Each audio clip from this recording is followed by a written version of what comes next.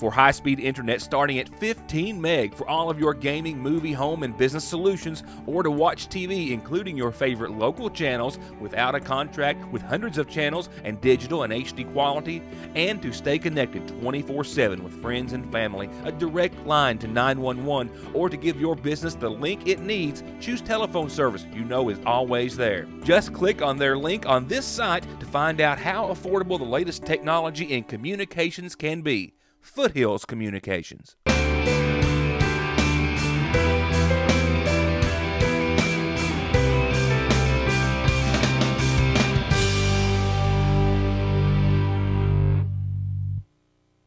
Hello everyone, good evening, good Friday, and thank you for being a part of the program on this 11th day of the third month. A lot of ground to cover tonight, and a follow-up, of course, that will consume a significant portion of the program from last night's revelation, as I showed you a portion of the meeting in which the McGoffin County Public Library Board, 3 members of which had voted to go back to the original plans of the prior library board and tear down the old Saggers First Baptist Church.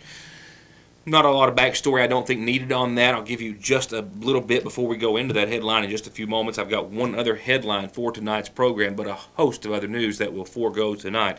One story has consumed much of my day beginning at 8 o'clock, and so much, in fact, no graphics, no other details on the program as far as the calendar, the weather, and other things are concerned. I'll give you that information, but it will be in brief and without the standard format. With all of that said, also another significant drug bust done by the McGoffin County Sheriff's Department. I've got some information and some details to go along with that. Ounces of cocaine seized last night, cash, and other things as well. We'll go ahead and pick it up right now, however, with coverage of the McGoffin County Public Library Board and the situation which has kind of come out of nowhere, catching a lot of folks by surprise after thinking the situation had been resolved. Not a great deal of backstory needed, as it was something that we covered for months on end and thought had been resolved. However, there is more to the case, as I reported to you last evening. We'll go back briefly, though, and just refer to the prior McGoffin County Library Board, at least 4 members of which are no longer there, resigning at that time, facing threatened removal by McGoffin County Judge Executive Charles Hardin after an uproar over tearing down the old Sayersville First Baptist Church. Of course, the building acquired by the library board in hopes of remodeling it to use for a new library, and then when they said that it was realized it couldn't be added on to, they had decided to tear it down, and of course the public later, after hearing about that, chimed in to much dismay. Now, however, with a new board put in place by the state and by Dr. Charles Hardin, with the inclusion of prior board member David May, and that new board being seated by Hardin with the understanding and agreement, if you will, that they could proceed and should proceed in any manner they saw fit to serve the community, as long as it did not involve the demolition or destruction of the structure of the old Sayersville First Baptist Church, and it was to be preserved. During this new library board's most recent meetings, January and February of this month, their meetings discussed several options: leaving the current library where it is, building a new library on that site and tearing down the existing library building, building a new library on a city proposed site, building a new library on a county proposed site, and just not building a new library altogether, all with the intentions revealed in all those meetings that we have covered of not taking down the church, and in fact having it appraised and selling it for the appraised value. However, as I showed you last night, in part 3 members of the board had voted to do the opposite, following a motion made by newly appointed board chairman Brent Patrick.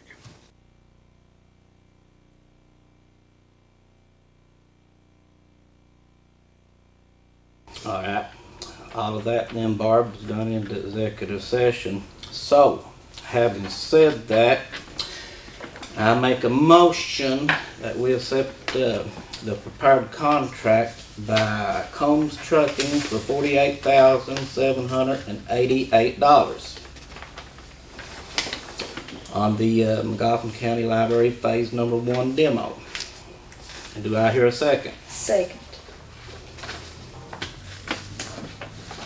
Okay, Heather Ward seconds. Barb, Patrick. Roll call vote. Chairman Brent Patrick voted in favor, as did board members Barbara Patrick and Heather Ward. David May, the only original member of the library board, abstained, given his position, he said, with the city of Sayersville owning a piece of property that the board had been discussing purchasing to build the new McGoffin County Public Library on. Fast forward to 8 o'clock this morning, I took calls with two aspects of the meeting yesterday. One, that this was a special session that while we had a camera there for, we had not been notified and only were alerted to the meeting by passerby moments before. I had on October the 12th of last year submitted a written request to the McGoffin County Public Library to be notified of any special and regular sessions. The law dictates that after doing so, they must send me a written notice of any special session, whether delivered by hand, facsimile, or by mail. I also questioned the legality of the meeting in general based on the fact that it was a special session, and one of the first items of business was that the board did go into executive session. However, executive session was not an agenda item. And during a special session, local government laws, of course, dictate that the agenda must be followed exactly.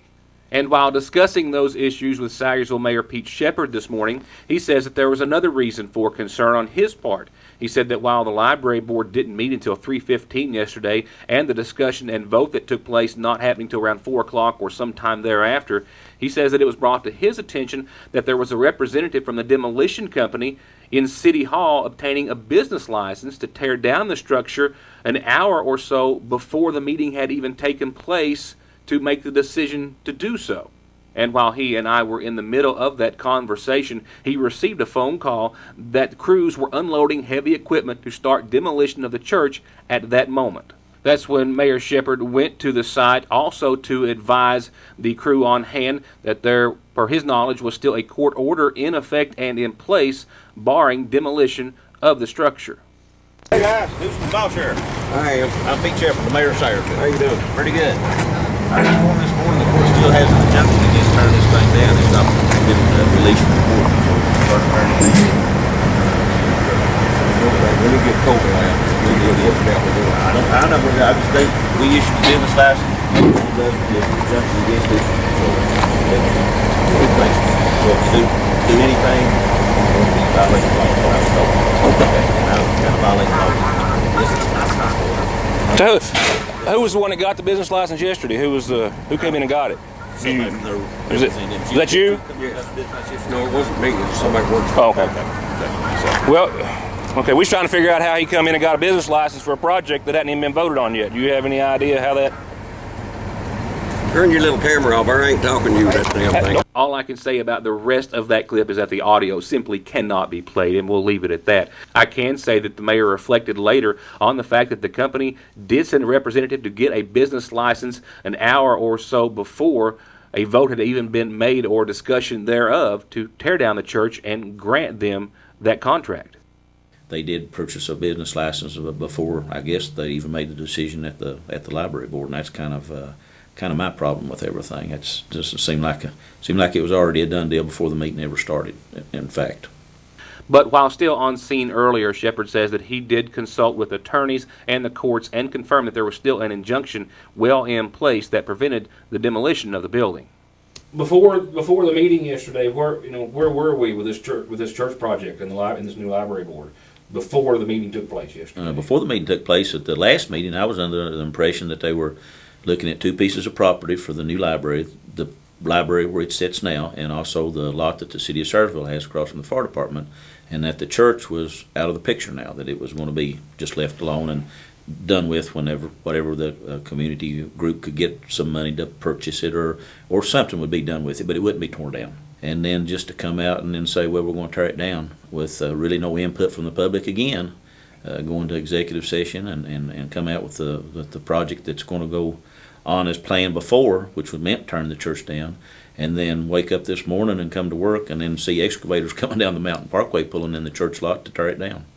As for the situation at the site of the church building, it lasted for a couple of tense hours this morning, as Mayor Shepard says that Codell informed Combs Trucking, the demolition company, to stay on site and at the ready until they could confirm or until Mayor Shepard could provide documents that indeed there was an injunction in place or other legal reasons that they could not proceed with tearing the church down. And the mayor, while on site, drafted a letter to the trucking company and to Codell Construction saying that he was temporarily suspending the business license that the demolition company had obtained pending the outcome of the legal situation, with his understanding that there was still an injunction in place and that the meeting appeared to have been held illegally in some form or fashion. It sure appears that way. I mean, facts are facts, a month ago, everything was going to be up 2 pieces of property. Then today is going to be tore down. So there's something went on between now and then without a meeting, and then they have a meeting, and then go into executive session and come out and decide that they're going to tear the church down. Later in the morning, after construction crews pulled out, there was a conference call held, a conference call between Circuit Judge Kim Childers, Ned Pillersdorf, the attorney representing David May, a Magoffin County Public Library Board member who, of course, brought the initial suit against the prior library board, a suit which is still pending technically, as well as the attorney who at that time represented the other members of the library board. Civil case is not resolved, is still pending. So basically what you had was inexplicably, the Magoffin County Public Library Board flat out violated a court order that says that the building will remain in its current disposition pending the outcome of the case. And we had an emergency hearing today with Magoffin Circuit Judge Kim Childers, and I pointed out to her that her order had never been rescinded. Their lawyer did not disagree with me, and we were directed to advise the members of the Magoffin board that that order is still in effect. Judge Childers apparently right now is entering another order reminding them that order is in effect, and there will be hearing on all of this April 1st, I think at 10 o'clock in Magoffin Circuit Court. I mean, if they wanted to go along with the demolition of the church, they first needed to get that court order rescinded. The legal word is vacated. The court order is still in effect, and so Judge Childers basically set this matter for April 1st. At that point, we'll be filing a motion to basically hold them in contempt for violating a court order. And obviously people in Eastern Kentucky are familiar with the law about violating court orders. We had this Kim Davis national debacle. You know, the issue in that case, whether you agree or disagree with gay marriage, that really wasn't the issue. The issue was if a judge enters an order, your remedy is not to disobey it, but to either get the judge to change the order or to appeal. In this case, the order was entered, nothing should happen to the church, and the order was just ignored. And it's not real complicated in the court system. You obey court orders, period. Well, I was blindsided. I thought, I was under the impression that was off the table, the demolition of the church. And I've been shocked. I've been shocked ever since. Yesterday, when I came home, I was so disheartened that I messaged some people, and I told some people I'm resigning from the library board. Since then, and I've had time to think about it and sleep on it, and when I think about the way that this has all came about and everything, I've decided to stay with the board. I just think that we can utilize the Baptist Church building as a performing arts center and a public facility, and that we can find an alternative to the demolition of a building that means so much to our people here in this community. I think that there are better places to build a new library, and I want us to have a new library, but I don't want us to have a new library at the expense of destroying the most significant historic landmark we have left in Sayersville.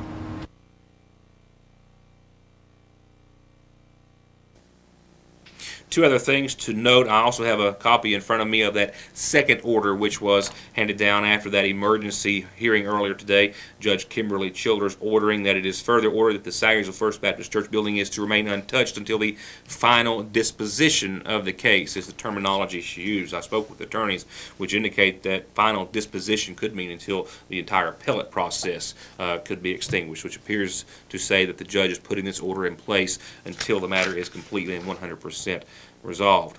The building, I am told, the Sayersville First Baptist Church building, was appraised as was ordered by the current board, an appraised value coming back at $81,000, while they were spending about $49,000 or attempted to spend $49,000 to demolish the building earlier today. Prior to last night's meeting, just before the meeting started last night, in which they voted to tear the building down by the majority, a recently formed group calling themselves the Magoffin County Arts and Heritage Council did give the board written intent that they were putting the funds together to purchase the church building at the appraised value. More to come. Once again, the only board member that we were able to speak with today was that of David May. We'll find out more. Also, I can tell you that I received a statement from Dr. Charles Harden, who was in his office seeing patients today, and I'll read it as follows, basically as the message that came to me, saying, quote, "I'm currently working with library board members to resolve the issues of meeting legality, community expectations and desires, as well as financial resources. Because of the recent history of this issue, it is imperative that there be no question that all decisions concerning the future of the Old Baptist Church are being made in the open. All interested parties must be afforded the opportunity to have their concerns heard. Any information used to make decisions concerning the fate of the church building and our future library, whether provided officially or inferred by state library officials, architects, contractors, bonding agencies, or others, must be made public. He closes in his statement by saying transparency is essential as we move forward with this issue. Signed, Charles Dockhard, McGoffin County Judge Executive. That has been my day's work. We do have some further headlines after these messages. This 09 Impala can be yours for only $59.95. This 09 Toyota Corolla with the S package, only $79.95. This 2500 3/4 ton Suburban with the 8.1 liter can haul anyone or anything. And this is a 2012 Nissan Titan 4x4 for as little as $269 a month. All you have to do is call Scott Reed at Premier Automotive in Paintsville, 477-0471. Game day is best enjoyed with your team feasting on all the flavor in our big game platter from Lee's. 75 pieces of crispy buffalo and hot and spicy wings, all white double dippers and finger strips, fried pickles, jalapeno poppers, cheese sticks, and mini corn dogs. This winning play feeds a team of up to 10, and it's only $34.99. And if you order and pay a day ahead, you can score one for just $29.99. Only at your Sayersville Lee's Famous Recipe. Highly personalized, completely professional prescription management. Made easy, accessible, and affordable. With a quick call or drive-through, get new prescriptions, refills, and all the care and information you need to save time, money, and feel better. Parkway Pharmacy and pharmacist Jesse Rudd, 349-4400. Wouldn't it be great if at 5 p.m. life became perfectly safe? I crashed my skateboard, and not a scrape. I hammered my finger, and I couldn't feel better. I drank sour milk, and nothing. Unfortunately, it doesn't. That's why there's Highlands Health System After Hours Care. With offices in Paintsville, Salyersville, Inez, and Harold, most locations are open till 11 p.m. And we're here on the weekends, too. So if you need to see a doctor late... the milk. We can help. To learn more, visit hrmc.org. Like our 100% safe and secure mobile banking app at Sayersville National, we're always working to make your life a little easier. And our mobile deposit feature gives you more freedom and more time to do what you love the most. Just open the app, confirm the amount, and click. You're done. A safe, no-hassle way to manage your money from anywhere in the... Well, you get the drift. Now get the app at Sayersville National Bank, 349-3131. Need some quick cash? A short-term loan with no credit checks? Parkway Gun and Pawn will buy, sell, pawn, gold, silver, jewelry, tools, games, guns. If it's worth $1, it's as good as cash in your pocket. And if you're shopping for a deal, there's a new inventory every day, always in stock. New AR-15s, long and handguns, ammo, video games, power tools, and more at prices you'll only find at Parkway Gun and Pawn in Sayersville, 349 Pawn. When an accident happens and it's not your fault, you have options. Fight the insurance company alone, pay the medical bills yourself, or get the money you deserve. I'm attorney Jeff Lovely. For over 18 years, I've been representing people just like you who've been injured in an accident. Don't let an insurance company tell you what your case is worth. If you've been injured, call me. I can help you get the money you deserve. Find attorney Jeff Lovely at 156 College Street in Sayersville or reach his office at 349-4522.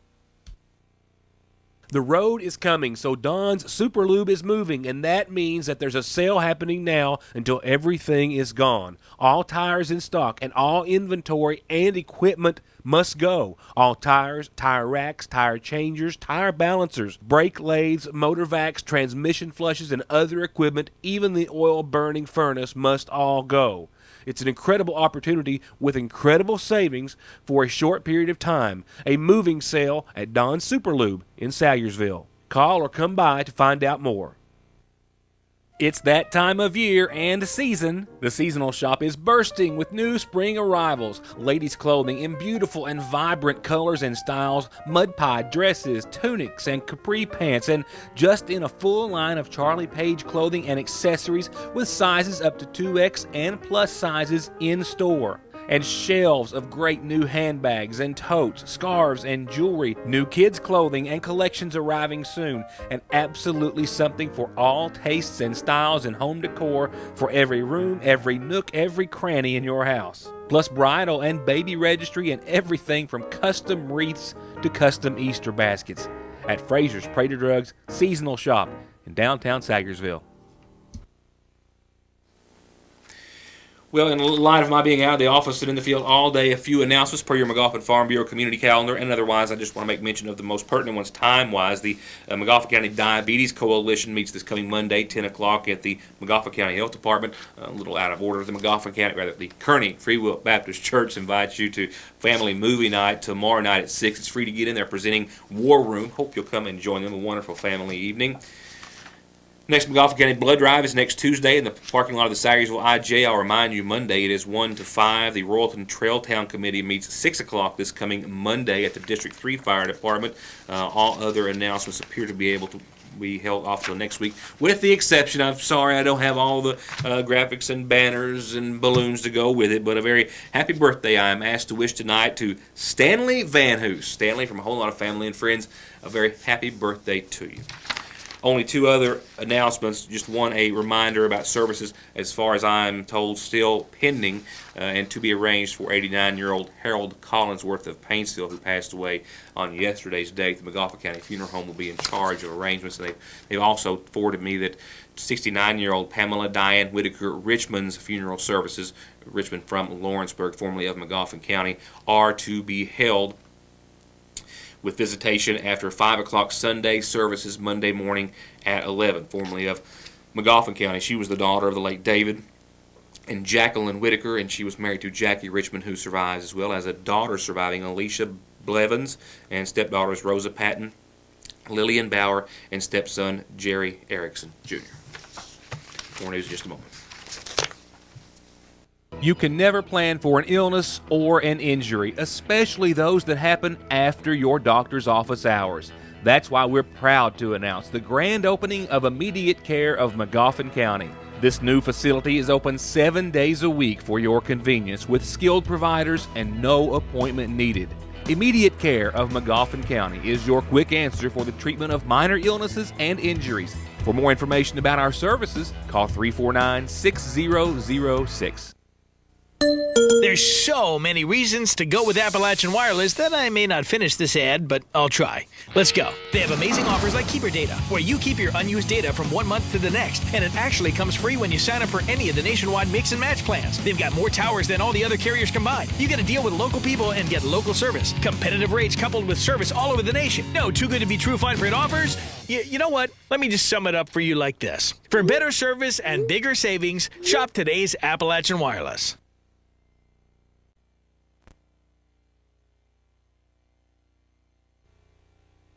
Hey everybody, meet our pets of the week. This cutie is Judy, a very playful younger cat looking for a home where she can show a family just how much fun having a cat can be. She's already litter box trained, but would make an awesome outdoor cat too.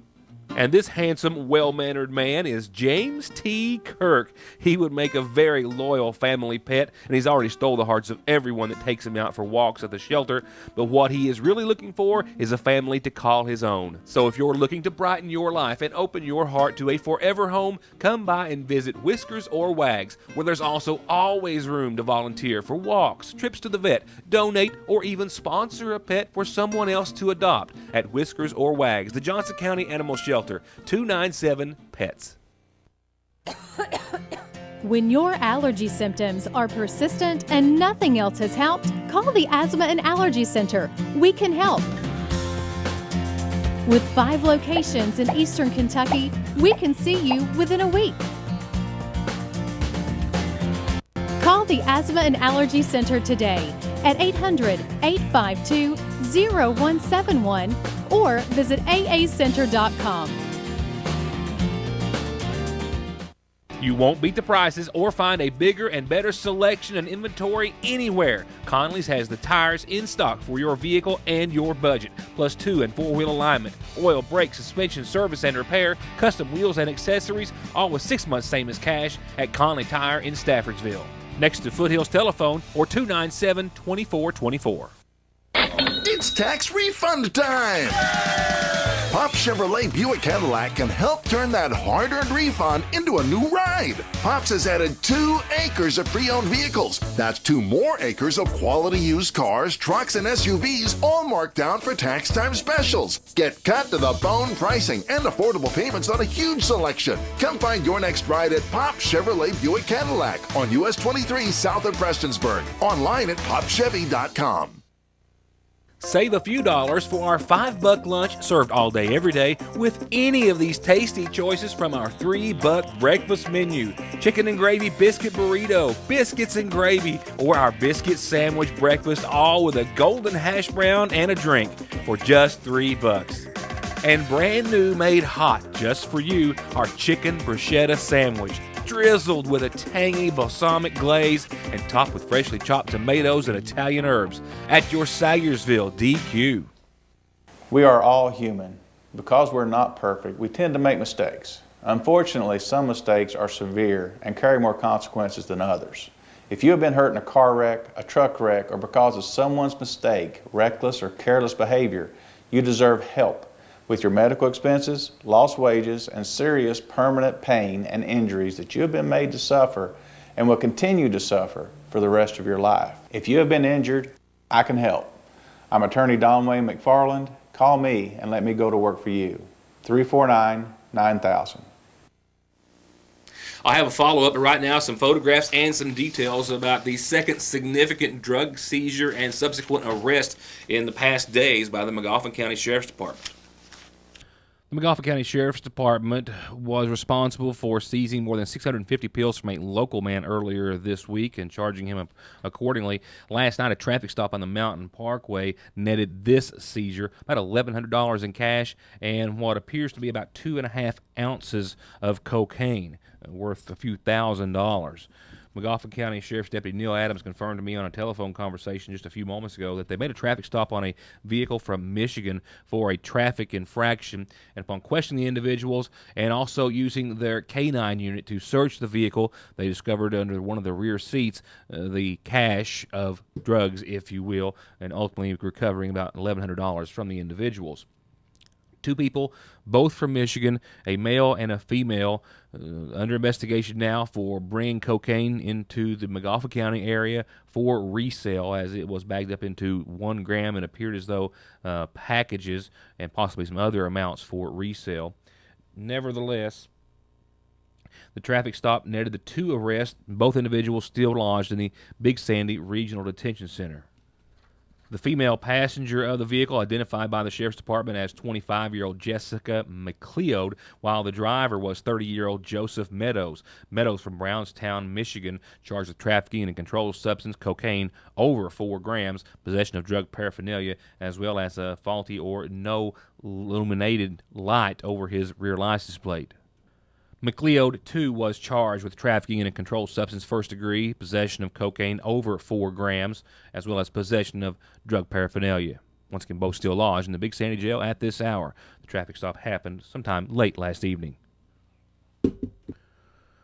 And in closing for tonight, forgive me, time did not allow an appropriate or standard weather forecast format. Still brought to you by Licking Valley RACC. Here's the very short and sweet of your forecast. 64 tonight. Clouds held on till late today, keeping it cooler than what we had expected, for longer than what we had expected.